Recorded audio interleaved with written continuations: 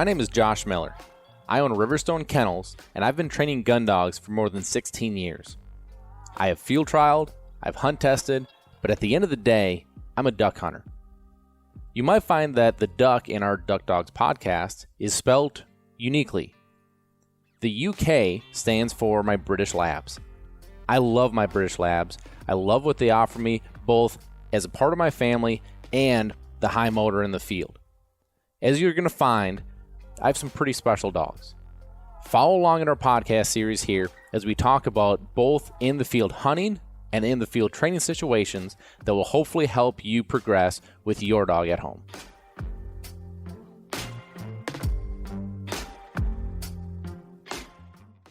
Welcome back, everybody, to another episode of DUK Dogs. I'm Josh Miller, and I am your host.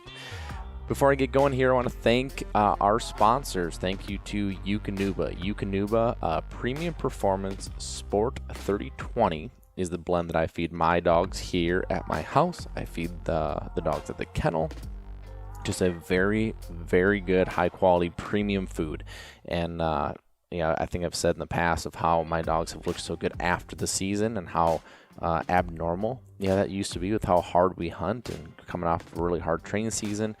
And I could not be more happy with it. So go check them out, www.uknuba.com, and go check out the 3020 blend. And if your dog doesn't need something as hot, that 3020 is a protein fat ratio. The 2616 is also a great option. Also, thank you to Sitka Gear.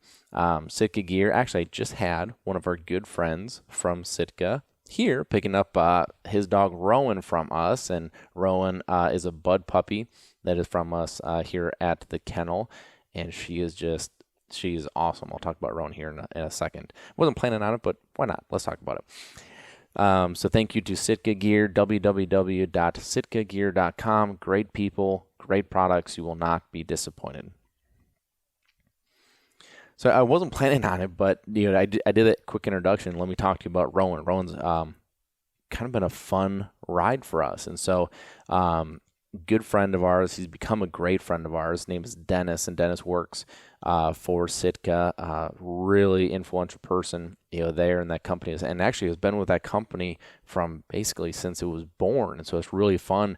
We went to dinner last night, and the stories of the company and how it's grown, and the hurdles and how they overcame the hurdles and how they've come to be such a premium brand. I mean, I could have just sat and listened to that all night. I geek out over that stuff. I love branding. I love the business side of things. And, especially you take a company like a Sitka or a Yeti or these very premium brands, and you go how do you do it? And there's so much to it.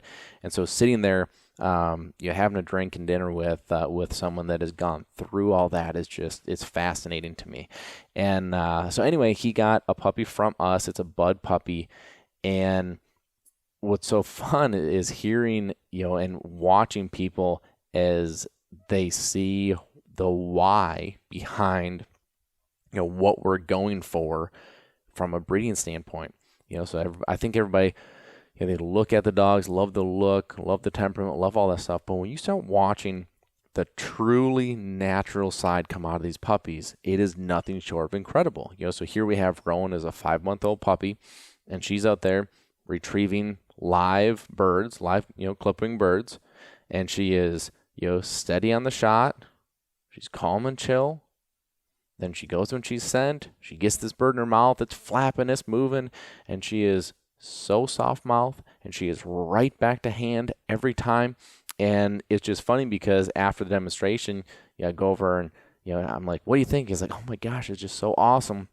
You guys, got her going and doing this stuff." I'm like, "Look, man, I'd love to take credit for that, right? I'd love to take credit for a lot of what you saw, but a lot of that is just that's her, right? That's mom and dad and grandpa and grandma. The soft mouth at 5 months old, we're not working with that, right? The natural retrieve, we're not working with that, right? We have a check cord, so if we have a dog that isn't a natural retrieve, we can reel them in. But to have her go boom, boom, right there, right back, bird flapping around, trying to get out of her mouth, and then look at that bird, and there's not a feather disturbed on it. There's not puncture marks.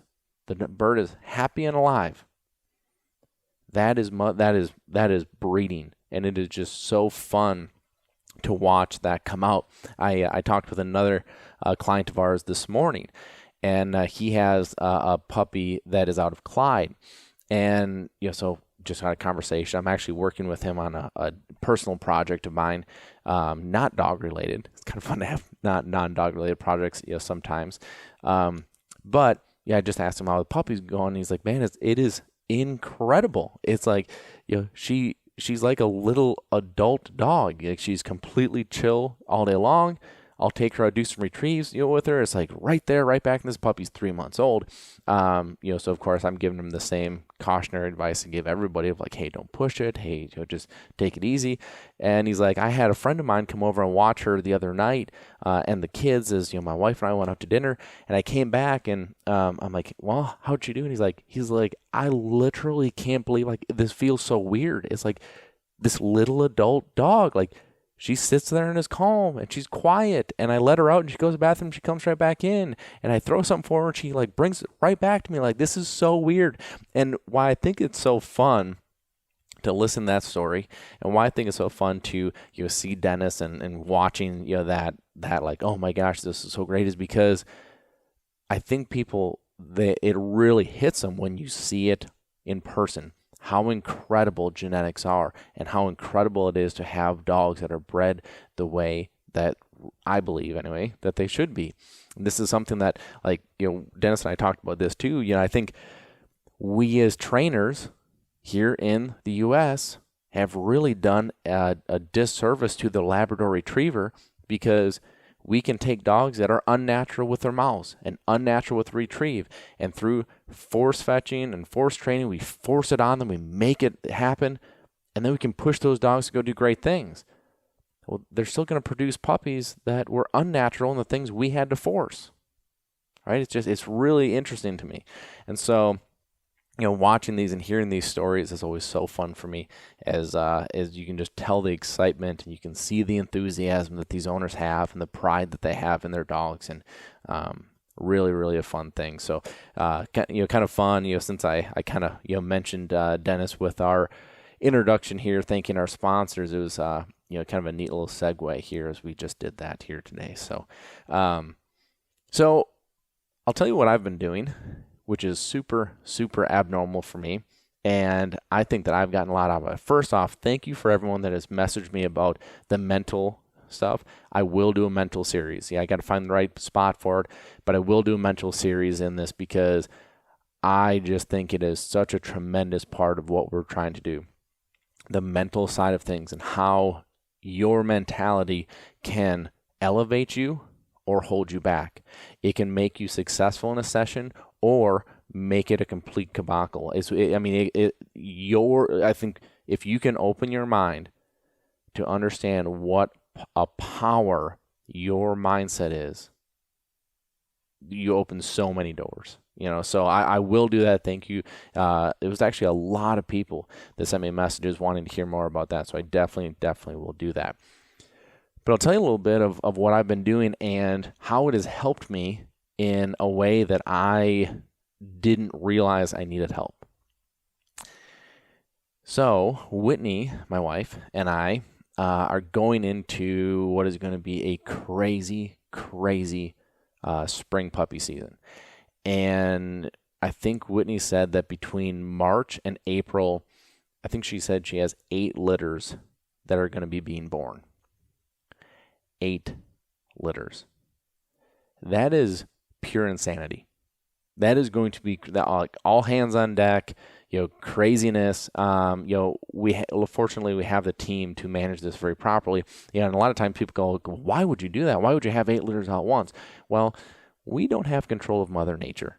And we would have loved to say, hey, you two come into heat in December. You two come in January. You two come in. We would have loved to place this out and space it out rather for a little easier time for us. But as Mother Nature likes to do, she reminded us that she is in charge and we don't have a say.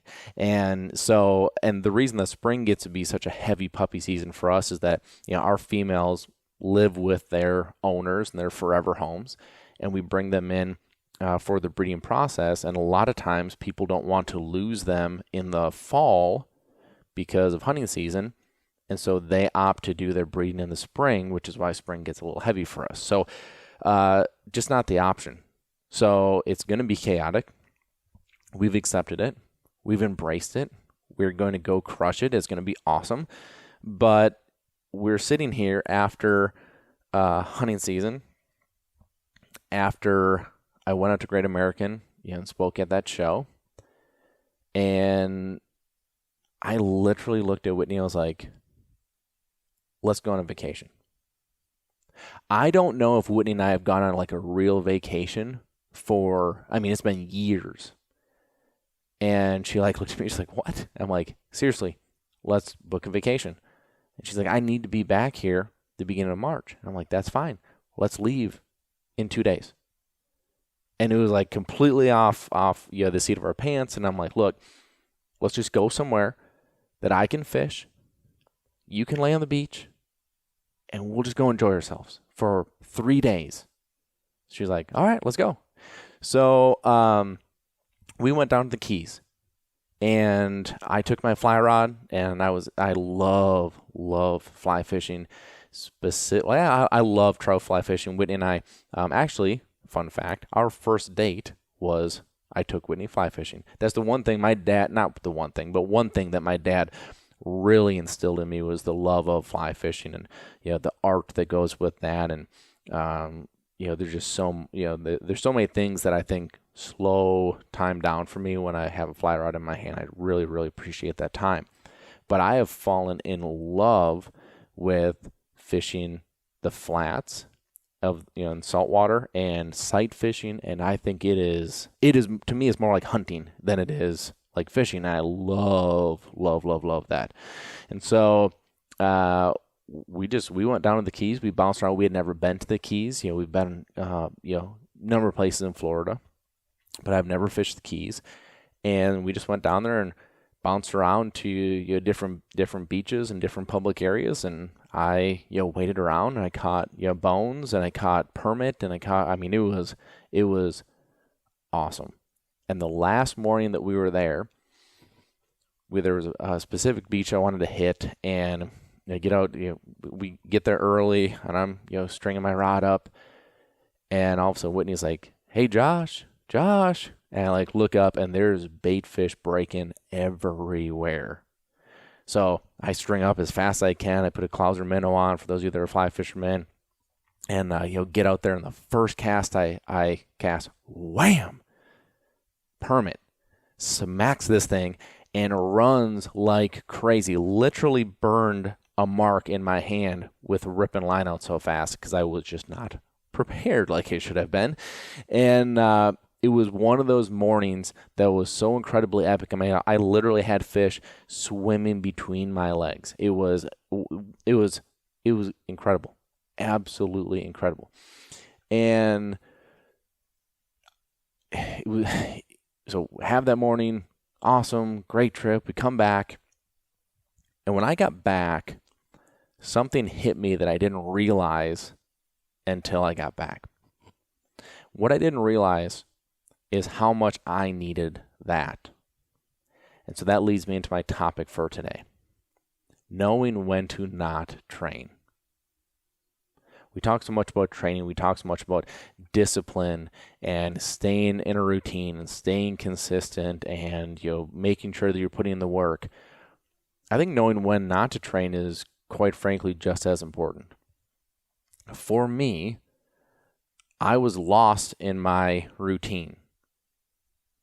I didn't realize that I needed that mental break. I didn't realize I needed that detachment for that breath of fresh air, that rejuvenated energy, right? I went away, and I came back, and it was like I just couldn't wait to see my dogs, and I couldn't wait to go get some work done, and I couldn't wait. Like, I just had this newfound energy. Now, this is a difficult thing to do because you need to be able to see it in yourself or take the hints of your significant other, of your friends, of like, hey man, like you're burnt out, or UK, you seem edgy. Like, those are all things I promise you your dog is picking up on too.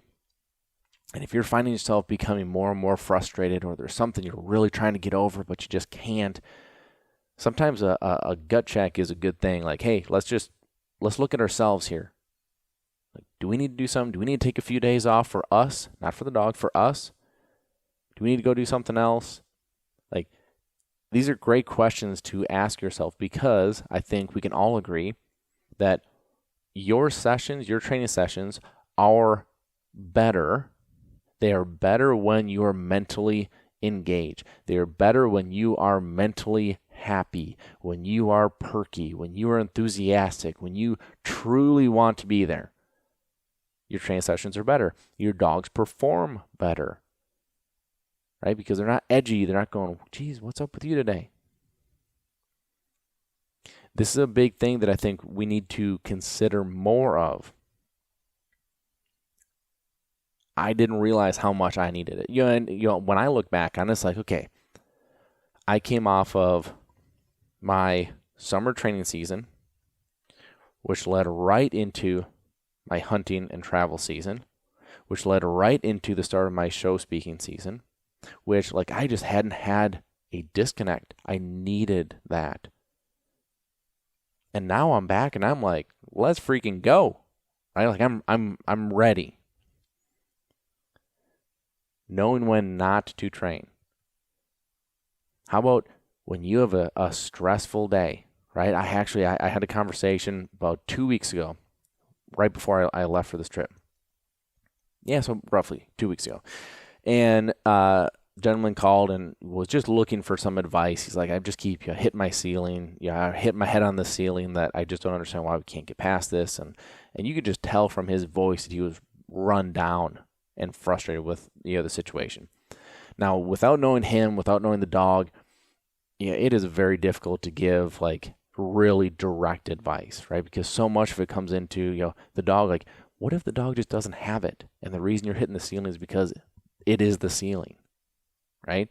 But one thing that I kind of talked about, what's your routine, right? You're thinking like, if I can get him in a routine, maybe that will help him, right? But he had a very, very consistent routine. The problem was his routine for training was, I come home from work and that's my, like, I gotta try to fit it in before it's dark. Like, okay, so what do you do? Oh, I'm an accountant. Okay. So tell me about your job. Well, this time of year is crazy coming into tax season, right? We're swamped. We're stressed out. He's like, sometimes like I come home and like my training time is my decompress time. We might have something. Not everyone is like this, but be honest with yourself. If you carry the stress of your workday into your training session, your dog is going to notice it, and you will see a difference in your dog. Now, if you truly, truly, truly love and look forward to training, and you feel the weight fall off your shoulders when you go into a training session, you might be different. Like, you might be able to shed that stress and go enjoy a training session, and it may not affect you. But if you're someone that carries that stress and are just trying to fit in a training session because you want to fit it in, and you can't let go of the day, and you're still pissed off at your boss, and you're still irritated with that customer or that client that just won't leave you alone, that's probably the time to not train. You're only going to move backwards, because when that dog does that first thing it shouldn't do, and it will, because he's probably a little on edge going, oh, what the heck is wrong with you today? And I don't want to make you mad, so now I'm going to be unsure. Now I'm going to be hesitant. Now I'm going to no-go you. Now I'm going to not take a cast. Now I'm going to, because I'm unsure of what's going on. Did I do something wrong? Right? These are all the thoughts going through the dog's head. Meanwhile, you're like, what in the world? Naturally, you're quicker to temper. Naturally, you will do something you wouldn't normally do. And I'm not saying that maybe some of you would. Would you smack your dog? Would you get him on the collar because you're frustrated? Right? Like, you need to know you. When not to train. I think that's a super interesting, topic here. Something that I think all of us can reflect on and go, well, does that make sense for me? When to not train? When do I need a break? Very interesting. Something I would challenge you with here, especially as you go through, for us, this time of year just sucks. It is not fun because we're on the back end of winter, which these are to me, March is okay, we've been looking at snow since November. It's time for it to go, right? I'm sick of the cold. I'm sick of the snow. I'm sick of not being able to do this work. It's easier for me to be, kind of edgy on this. I think we need to, just check ourselves here as we go into season. Kind of a neat topic. Something different. And something I didn't really realize until I get to, come back from this vacation and go, holy cow, I am a different person. So, something to think about. Thank you to Lucky Duck. Lucky Duck, a 5-star crash test ready kennel, both in intermediate and in large. So go check them out, www.luckyduck.com. And thank you so much to Gun Dog Supply. Gun Dog Supply is your one-stop shop for all of your hunting and training needs. I highly suggest you go check them out if there's anything that you're needing to purchase coming into our training season. So hope you guys have a great week, and we will talk with you next week. Thank you. Thanks for listening. Be sure to follow us on Facebook and Instagram. Leave us a review on iTunes, and a special thank you to Eukanuba, because without them, we couldn't do what we do here, bringing this information to you.